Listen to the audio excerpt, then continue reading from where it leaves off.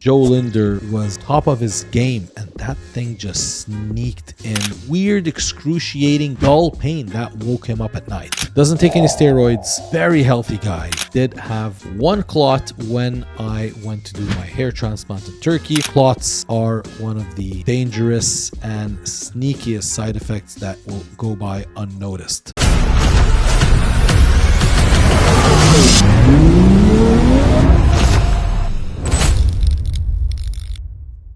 What's up, everybody? Welcome to today's episode. We are bringing in the podcast equipment out. Hello. And that means that it is a very important video. It's going to be very educational. Today, we are going to be talking about how to detox your blood if you have taken the jab. Now, obviously, there are several types of ways that the spike protein in the jab can cause a lot of side effects in a lot of people. Are you serious? But today, we're going to be talking about one of them in particular, which is the blood clotting that has affected a lot of people, even athletes across the world. Today's episode, basically, I'm going to be telling you what you shouldn't do, what blood tests to do, and a protocol to detox yourself from the chance of getting clots in your blood because of the C19 jab. Watch the video to the end. This is going to be one of the most informative videos that I do. Let's go. So obviously there are several different effects that we could get from the spike protein in the C19 jab. But today I am going to be speaking specifically about the clotting side effect, obviously because it is also another possible side effect from using performance enhancing drugs.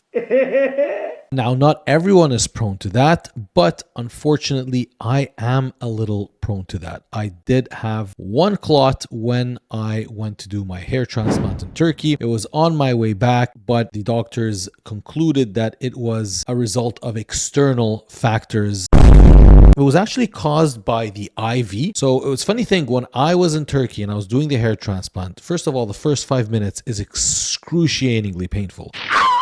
But what hurt the most, after the painkillers kick in, you don't really feel much, but the IV that was in my vein was tremendously painful. And after an hour, I was like, I can't take it anymore. And they took it out, they put it, I guess, in my palm. And then, I went back to Canada 2 weeks later, my arm all over here swells up. It looked crazy. And I was seriously worried, especially I am the type that's kind of a hypochondriac. The second I have just any weird feeling, a weird headache, call an ambulance! That's something that I'm not used to, or any kind of dull pain anywhere in my body. Luckily, my best friends are doctors, and my best friend is a head nurse in a hospital, and he is usually the first person that I text. And I'm like, yo, this and this, I am heading over. So I am kind of a pain in the ass when it comes to that. But I also am very, very careful. So obviously when my arm swelled up, I went to the hospital. They deducted that it was a blood clot. And the first thing that they did when they did the ultrasound or the D-dimer, the nurse said, did you have an IV recently? I was like, yeah, 2 weeks ago. And she said, your vein, like all the way here, had like multiple clots. And she was like, there was a severe injury in your vein that's caused these clots, plus the traveling, the altitude, and all that. And it could be the C19 jab. I only took one, but I had to travel. It is what it is. Can't do anything about it now. But anyway, after that, we went on a protocol with the doctors. They gave me a bunch of blood thinners. I went on them for a couple of months. I came off. We did a couple of tests. Everything was fine. We waited. Back then, I was actually off of cycling. I was on a real TRT dose. I was doing around 180 milligrams total of test a week. A few months later, I did go up in my cycle up to my dad cycle, which is the 500 milligrams of test and 5 units of growth hormone. That's the official dad cycle now. And I did a test again. And what I did notice was that I was having some kind of blood thickening effect. So my hemocrits would always be a little bit elevated. Now, funny thing, at that time, I was eating tons of red meat. In my head, I was like, okay, this is probably the testosterone. I dropped the testosterone, but the problem didn't stop. So I was like, okay, maybe I'll change my diet. I changed my diet. I stopped the red meat completely. I switched to chicken and fish. But mind you, I had also stopped test. I went back to TRT. The blood thickening effect was gone. All my hemocrits, my RBCs, everything went down. So I was like, okay, now I can test again back on the dad cycle. Back on the dad cycle, keeping the red meat low. It didn't go up and the problem was fully solved. And we made sure that it was solved because I stayed like that for over a year. Even though I know it's not the anabolics, there is still a chance that it could be. It could be the jab. Either way, this is the protocol of what to do to detox yourself from the effects of clotting. First thing is you have to avoid these 4 things. Number 1, dehydration increases the risk of clotting. Number 2, high doses of vitamin A increases the risks of clotting. Number 3, estrogenic compound, not anti-estrogenic compounds, estrogenic compounds, meaning if you're taking high doses of testosterone and you're the type that converts a lot to estrogen, not a good thing. And number 4, DHTs, so drugs like Winstrol, Anavar, Masteron, all of these are high contributors to clotting. So those are the 4 things to avoid. Now, blood tests to do if you suspect or if you have some kind of dull pain. Now, mind you that Joe Linder passed away from a blood clot. That also drove me into extreme paranoia. Again, it's my personality. I'm kind of a hypochondriac and I am always on the lookout, just extra careful. So I always do every few months these tests. Number 1, fibrinogen. Just ask your doctor. He will understand that it is a test related to clotting. Number 2 is the D-dimer. Now, you cannot do a D-dimer test unless you have symptoms of a blood clot. So forget even asking about it. The doctor will not approve for you to do the test. But what you can test for is your hematocrit and RBC levels. Make sure they are within normal range. Even if they are within normal range, but at the high end, like I'm talking 175, that's a little bit worrying. I would try and find ways to reduce it at least into the 160s. Number 4, platelet count. And number 5, CRPs. So these are the tests. Go tell your doctor about them. Maybe he'll prescribe you. But most of the time, you are only going to be sticking to the basics, which is the platelet count, hematocrit, and RBCs. Like those are my 3 initial markers for signs of clotting. That and of course, side effects if they were to incur, which means there is a clot. And that means you're going to have to do a D-dimer test. So now we get into the interesting part, the supplements that I am actually on. And no, it does not include baby aspirin or aspirin because I consider this an extra precaution and not based on the natural supplement route. I consider this an actual medication. You still can be on it daily for safety precautions. When I am on a dad cycle or over, or such as now that I'm prepping for a contest, I'm still on the dad cycle, but I am on aspirins every single day. When I'm back to TRT, no, I'm not on aspirins, but I will stick to my supplement stack. And this is the detoxing supplement stack for blood clots. Number 1, and I'm sure you heard of it, Nattokinase. Dosage of 100 to 200 milligrams a day, best taken on an empty stomach. And what that does is it breaks down the fibrin, which is the protein that kind of forms the actual clots. I wouldn't stack Nattokinase with aspirin. If you do use both, just use them at different times. But I would say amongst all the supplements, Nattokinase is number 1, the most efficient anticoagulation supplement out there. Number 2, and this will be a little strange for some of you, bromelain. And this is actually an extract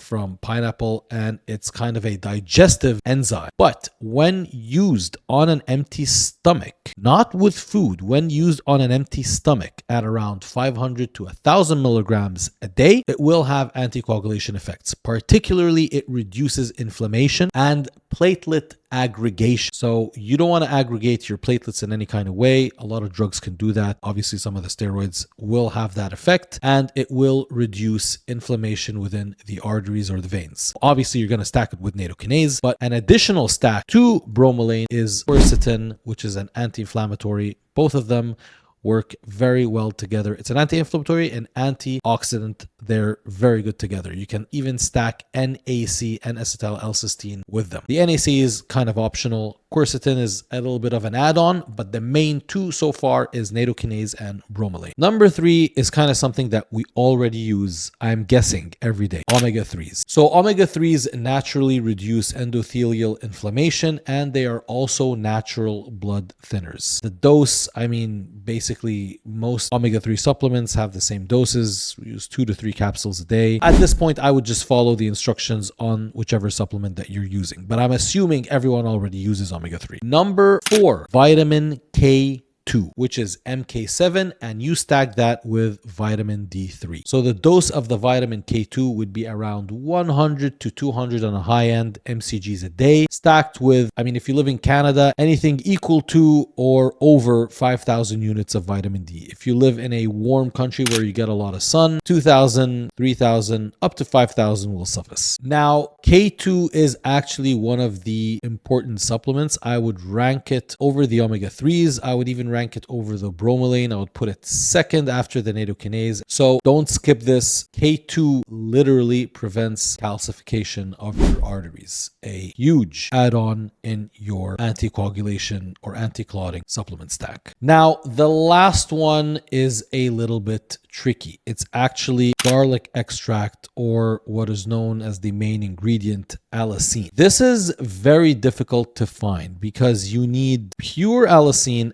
at minimum of around 8 milligrams. You will find most supplements out there containing 0.5 or 0.8 per pill. So the only supplement that I found that would actually contain 4 milligrams of allicin per serving is the Genestra brands. Not really familiar with it, but I've looked tons of supplements all over Amazon, over multiple brands, couldn't find anything with actually more than that. Anywhere between 8 and 12 milligrams of pure allicin, which is the actual extract that you need. So basically it does a lot of things that help, combination of things that indirectly support anticoagulation. That is your 5 main supplement stack.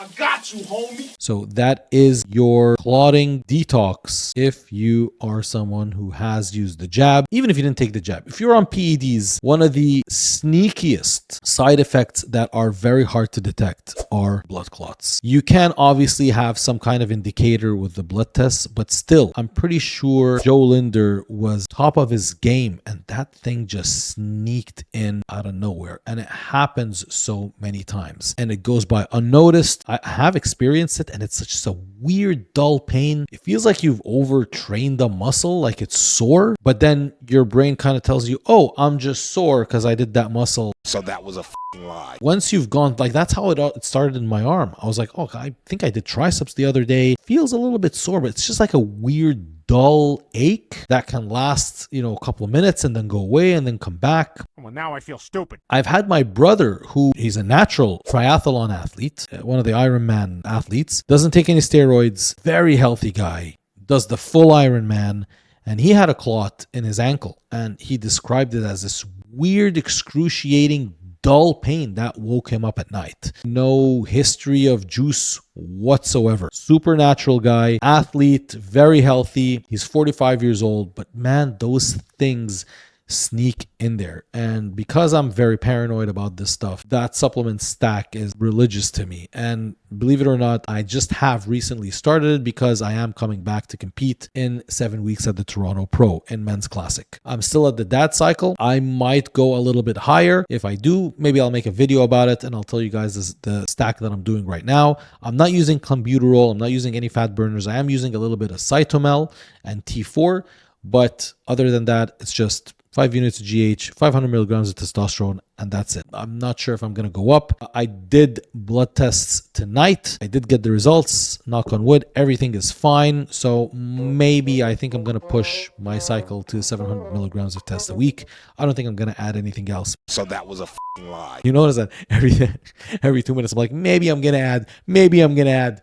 But no. The last thing I would add is probably Proviron at 50 milligrams a day in the last 6 or 4 weeks, just to get a little bit of the extra hardened look. But yeah, if you're on PEDs, I highly suggest you take precautionary measures with supplements as much as you can. Clots are one of the dangerous and sneakiest side effects that will go by unnoticed. That and high blood pressure. The garlic extract is very good for high blood pressure as well. But yeah, if you guys enjoyed the video, please subscribe to my channel. It is very difficult to build. And if you want the other side effects that the jab could induce, such as detoxing through inflammation, cellular regeneration, or cellular and mitochondrial repair. I do have a supplement stack for those as well. Even cognitive effects such as brain fog as a result of the jab, I do have a supplement stack for that as well. If you guys are interested, please mention in the comments and I will make more videos about that. It's the first time I'm experimenting with educational videos. I don't know if people are actually going to be interested in this or not. Let me know in the comments. Please subscribe for customized programs. I do them myself. I don't have a team and I don't have a bunch of guys working for me. I do the programs myself. The link are in the description box and in the comments, and I will see you on the next episode.